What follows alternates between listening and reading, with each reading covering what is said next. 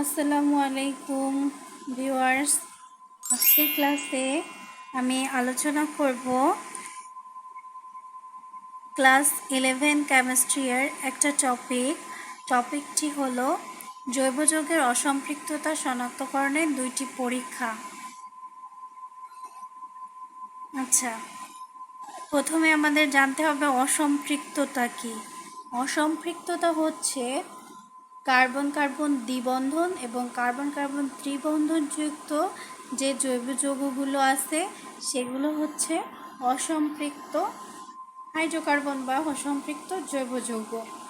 এখন আমরা মনে করেন আমাদের পরীক্ষার সময় একটা যৌগ দেওয়া হবে, জৈব যৌগ দেওয়া হবে, ওইটাকে স্যাররা বলবে যে এটা কি অসম্পৃক্ত জৈব যৌগ না কি সেটা পরীক্ষা করে দেখাও। এখন এই পরীক্ষা, এই শনাক্তকরণ করার জন্যে আমরা দুইটা পরীক্ষা করব। একটা হচ্ছে ব্রোমিন দ্রবণ পরীক্ষা আর একটা হচ্ছে বেয়ার পরীক্ষা। তো আজকের ক্লাসে আমরা ব্রোমিন দ্রবণ পরীক্ষা নিয়ে আলোচনা করব। আচ্ছা, 1 নম্বর হচ্ছে ব্রোমিন দ্রবণ পরীক্ষা, আর এই পরীক্ষাটা আমরা কার্বন টেট্রাক্লোরাইডের উপস্থিতিতে করব। এখন যে কোনো একটা জৈব যৌগ নিতে হবে, তারপর ব্রোমিন দ্রবণ কার্বন টেট্রাক্লোরাইডের উপস্থিতিতে ওই জৈব যৌগের সাথে বিক্রিয়া করবে এবং বিক্রিয়া করে একটা জৈব যৌগ উৎপন্ন করবে। এখন এখানে আমরা নিয়েছি এই যে আরটা হচ্ছে অ্যালকাইল মূলক। অ্যালকাইল মূলক এটা হতে পারে CH3 এই যে, অথবা CH3 CH2, মানে বহু কার্বন বিশিষ্ট অ্যালকাইল মূলক হতে পারে। এখানে 3 কার্বন বিশিষ্ট হতে পারে। এখন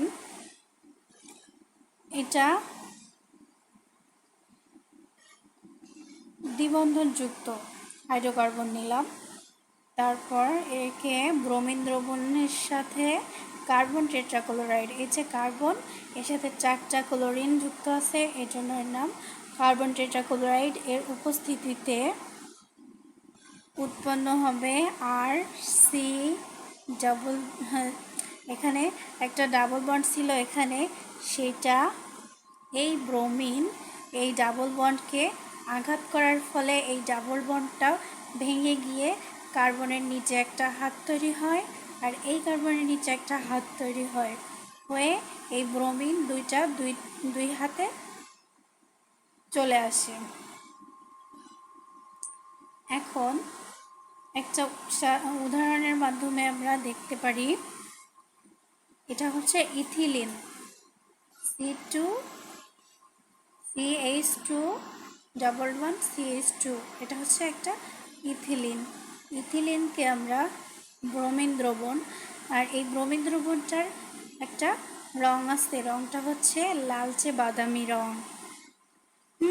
এখানে আমরা ব্রোমিন দ্রবণটা নিই কারণ ব্রোমিন দ্রবণটা কালার আছে লালচে বাদামি। অন্য কোনো দ্রবণ নিলে আমরা কালারটা শনাক্ত করতে পারবো না, এই জন্য আমরা ব্রোমিন দ্রবণটা নিই লালচে বাদামি বর্ণ, যার এটা কার্বন টেট্রাক্লোরাইডের উপস্থিতিতে এই জৈব যৌগটাকে যখন এর সাথে বিক্রিয়া করবে তখন ব্রোমিনের কালারটা যদি বর্ণহীন হয়ে যায় তাহলে আমরা বুঝতে পারবো যে এই জৈব যৌগটা একটা অসম্পৃক্ত জৈব যৌগ। ঠিক আছে, এখন এই যে ইথিলিনকে ব্রোমিন দ্রবণের সাথে বিক্রিয়ায়, এই যে কার্বন টেট্রাক্লোরাইডের উপস্থিতিতে বিক্রিয়ায় আমরা কি পাই, এই যে এটা আমরা কি বলছিলাম, ব্রোমিনটা এসে এই যে এই দ্বিবন্ধনের এখানে আঘাত করে, যার ফলে একটা বন্ধন ভেঙে যেয়ে এক বন্ধন বিশিষ্ট কার্বন কার্বন এক বন্ধন সৃষ্টি হয়, এবং ওই যে হাতটা ভেঙে গেল, এই বন্ধনটা ভেঙে গিয়ে এই কার্বনের সাথে একটা হাত তৈরি হয়, এই কার্বনের সাথে একটা হাত তৈরি হয় এবং এই যে ব্রোমিন দ্রবণের এই ব্রোমিন অণুগুলো, এখানে একটা ব্রোমিন আসে আর এখানে একটা ব্রোমিন আসে। এখন দেখেন এটা যে উপাদানটা আমরা পাই সেটা হচ্ছে বর্ণহীন হয়ে যায়, তাহলেই আমরা বুঝতে পারি যে এটা অসম্পৃক্ত হাইড্রোকার্বন। এখন এই হাইড্রোকার্বনটার নাম কি? এই দেখেন এখানে হচ্ছে 1 2, এটা হচ্ছে 1 নম্বর কার্বন, এটা হচ্ছে 2 নম্বর কার্বন, এই জন্য এটা 1 2, দুইটা এর জন্য ডাই, ব্রোমিন আছে এর জন্য ব্রোমো, আর 2 কার্বন বিশিষ্ট অ্যালকেনকে ইথেন বলে। তাই এখানে আমরা লিখেছি এর নামটা হচ্ছে 1 2 ডাইব্রোমো ইথেন, যেটা আসবে বর্ণহীন হিসেবে। এ কারণেই আমরা বুঝতে পারলাম যে এই জৈব যৌগটা অর্থাৎ ইথিলিন যেটা, এটা হচ্ছে একটা অসম্পৃক্ত জৈব যৌগ।